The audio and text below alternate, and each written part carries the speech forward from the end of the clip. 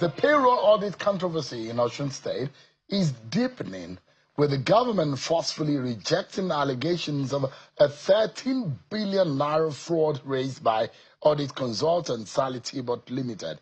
The state government describes the claim as politically motivated and insists that a review of the audit found that more than 2/3 of those labeled as ghost workers are verified active staff.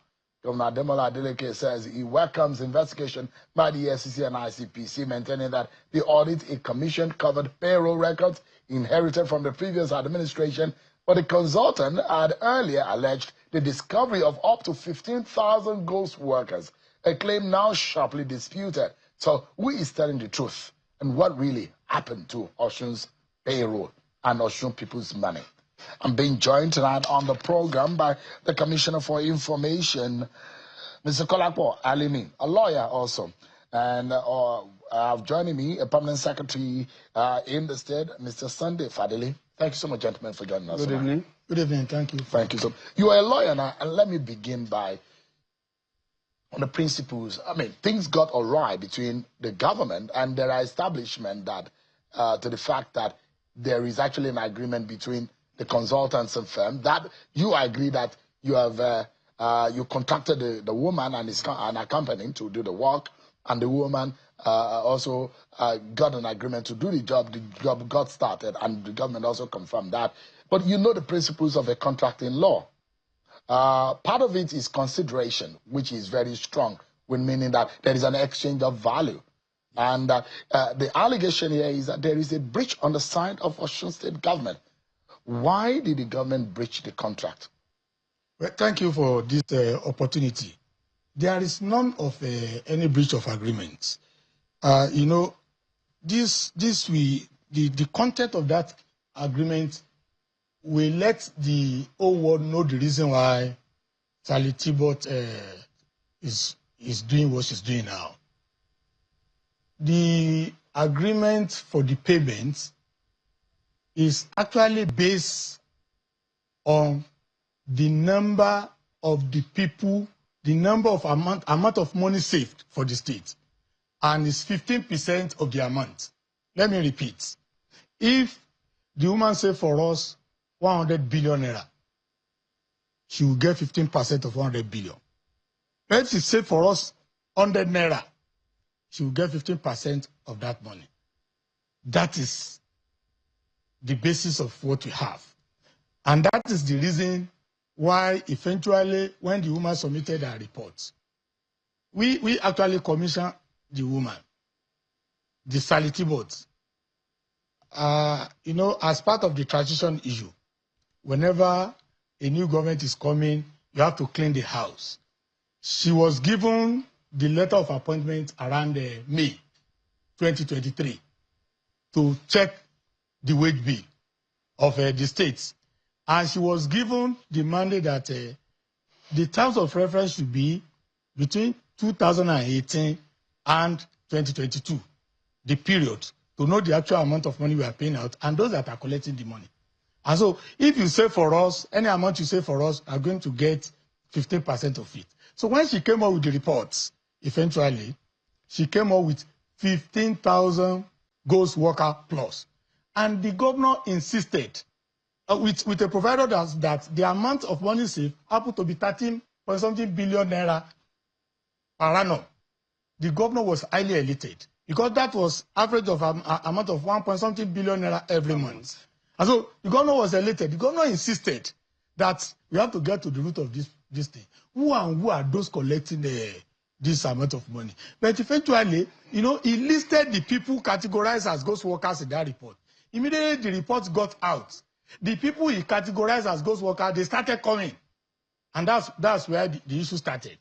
And so eventually there was an agreement between the Sally Tibot and the government that let us set up a review committee to know who are the genuine one and who are the real ghost workers. She agreed initially, but later on, she reneged that she will no longer, her work should not be subject to review. How on earth, if in this establishment now, sure, Kimberly is declared to be ghost, and you are alive, you come out And the laborers at that time, they were warming up for strike. And it was at the inception of this administration. And so she reneged, and the review was done. At the end of the review, less than 500 ghost workers were discovered. Less than 500 out of 50,000. But did you there was a Osun State Staff Audit Appointment and Promotion Review Committee, which was the prelude to the sanity board. Like that. Yeah, that was yes. Do you realize that there was a government-owned audit that says about 4,000 ghost workers exist in the Oyetola payroll? I told you that I was part and parcel of transition committee, and I was in mining committee during the transition period. There was no such. If we have done that one, if we have the capacity for that, and we have done that one, we will not engage sanity boards. But the government of Osun State realized that there were ghost workers? No, eventually I told you about 500 people were discovered. Have you reported that case to the FCC? No, those people, their names were removed from this because most of what actually happened. Have you gotten to the root of it? Of the corruption, those who are involved, the accounts of the people, and the ring that is doing that racket? If we do staff audit today, we still get some people. How it works is that at times during the interval, some people might have died.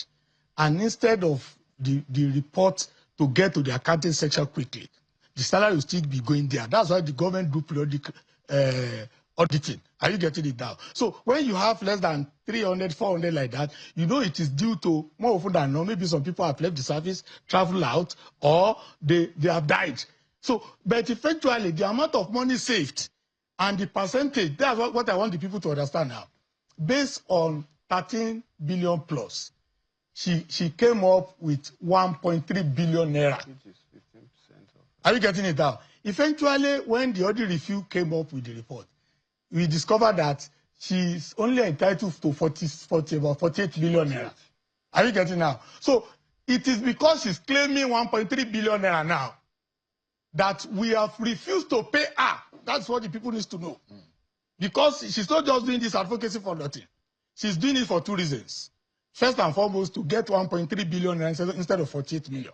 Because it was based on percentage. 15% of whatever amount you save for us. Let me give you an instance. The Vice Chancellor of Uni Osun, Professor Adeboye, he was among the people declared as ghost workers. So many lecturers at Uni Osun, because he has their names. It's very easy to, all this thing, you know, the bone of contention was that after the Hula Baloo started, they informed her, and she agreed that a review committee should be set up. She promised to send 2 representatives to that committee, only for her to renege. If she has agreed with that one, all this Hula Baloo will have... Just for a moment, let me ask the PS, why was the report not implemented, and why was the payroll software rejected? Because there is a payroll software contract that was given to her. Yes. Why was it rejected? Yeah, I think the payroll was, as the Permanent Secretary, Human Resources and Capacity Building, I am the schedule officer. When the contract was signed with her, with Sally Tibot Consulting, the next thing is to forward it to my agency. And we set up a committee in the state to carry out the exercise along with her, to support her. When we started, it was like, this thing, are we going to do it on zonal basis? Are we going to centralize it on the spot where people will come, we screen them, we verify their document and so on and so forth, and we allow them to go. But because of a lot of people, it created a lot of crisis initially. And with the support of people and other logistics provided, we were doing it. About 2 or 3 times, we had to resort to the House of Assembly, how to stop the exercise. You know, we went to them, explain why we are having crisis. Initially, for example, we wanted to go to Uni Osun to go and verify them, that let us go and meet them there. A few hours to the day, she changed her mind. She said they should come to the, and they were telling her, who is changing this thing just a few hours to the commencement of the exercise? Says the woman. We call her, we talk to her. She didn't respond positively to our plea. So they had to come, the VC had to come with all the professors and other staff of Osun State University. They were screened.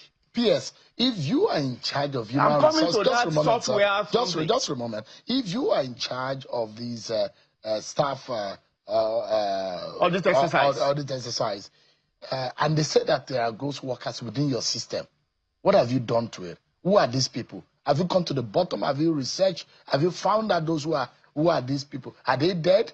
Are they missing? Have they traveled? What exactly happened? Thank you, sir. Few hours to a few days to the handing over from the previous administration, we had news of recruitment of teachers, recruitment of staff for local government, social workers, community workers, doctors, all of that.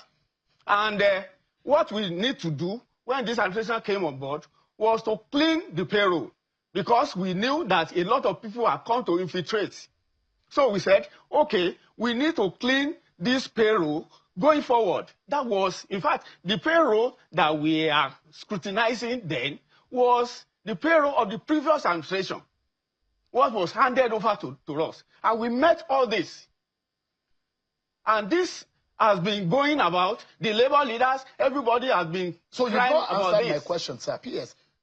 These ghost workers, yes, that have been identified this morning, it has been stopped. Of course. So who are these people? Are there people behind it? Are they dead? Are they missing? What exactly? If you agree, if you say it's about 500 people, it's not up to 14,000. Where are they? The report of the verification review committee came up with 5,000. Let me come. I want to give you the exact figure. 543. I want to tell you. Not over 14,000. No, 543. After this 543 staff, we have screened another 161 that came after. You know what happened is that when you declare some people ghosts, we had to go to their individual agencies. What happened to them? We could not find them. Okay, these people, the salaries are going to them. Stop the salaries. Have you retrieved the money? The money that went to them. The money that has been paid to ghost accounts. We have not done that. Have you invited the ICPT, the EFCC to probe those accounts? The state has done that now. But are you worried, Mr. Alimi, that he said, let the EFCC and ICPC probe this matter? Does that bother the government? Nothing to worry about. You can see a letter. The governor has written a letter to the ICPC. That one has been submitted. We have an acknowledgement copy. You can help us post it. Another letter will be submitted on Monday to the EFCC office.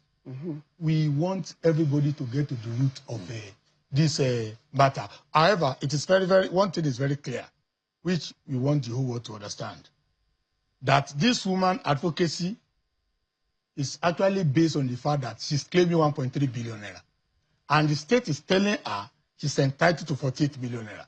So it's not as if she's doing advocacy as a human right or anything. But your government is saying this is an APC scheming. That this is political. That's what your government. Yes, let me point it out for you. She has raised this issue about 3 or 4 months ago. You might not know. This is not the first time she's raising it. She addressed the press. She went to so many media houses, and we responded. We thought by now 3 things she would have done. Either come back to us, let us set up together a committee, joint committee, to review our work. The work is still there. It could still be reviewed if she so much believes in it. One, she moved to the ICPC or EFCC and she has threatened. She hasn't done that one. Other than for her to go back to the media. We now discovered, election is approaching.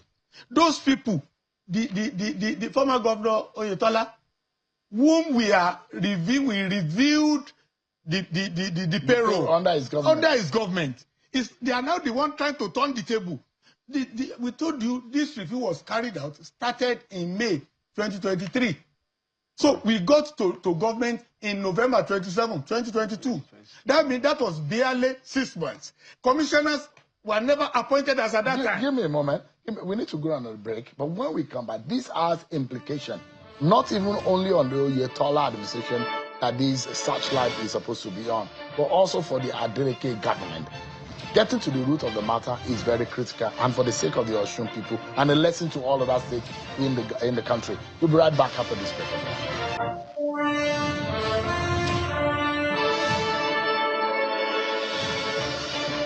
Thanks so much. Our closing moment on the matter of Osun payroll alleged fraud. The commissioner and the permanent secretary has been speaking about this. The woman, the vice chair and the CEO of that company, has appeared on channels yesterday, has supplied a video to the extent of how far he has gone, which shows Dr. Adeleke in that video with the governor. It looks like that was in the Lagos residence, and to establish the fact that there were strong connection and agreement onto this fact. But it does look like there is a pushback, and as though the government of Osun State is having a cold feet in plugging the loopholes and in the fraud and corruption that is happening in the system in Osun State. Why? Well, thank you very much. I told you the governor, she wouldn't have been able to go far about that audit report, if not for the insistence of the governor. You know what happened? The informant of Dr. DG this thing was that when the governor insisted that the reports will have to be implemented, so members of staff who are affected and who are members of the church, Dr. DG attends a 7 day, they connected their pastor. They informed the pastor, and the pastor called Dr. DG. That was when Dr. DG called the governor that we had the laborers were warming up, workforce were warming up for strike. What happened? The governor now told them we discovered huge fraud on the payroll. And that was how the governor said she will bring the consultants to Dr. DG in his house. So the governor went with that consultant to Dr. DG's house in Lagos. But look at what happened, what you are showing yesterday. So that for you to know that the woman had actually prepared this sinister move long time ago. She recorded Dr. Deji and the governor without their consent. Only 2 pictures there were taken formally. Posting. All other things that you see, like this one that is being shown now, that people can see, all those pictures were taken without the knowledge and consent of Dr. Deji and the governor.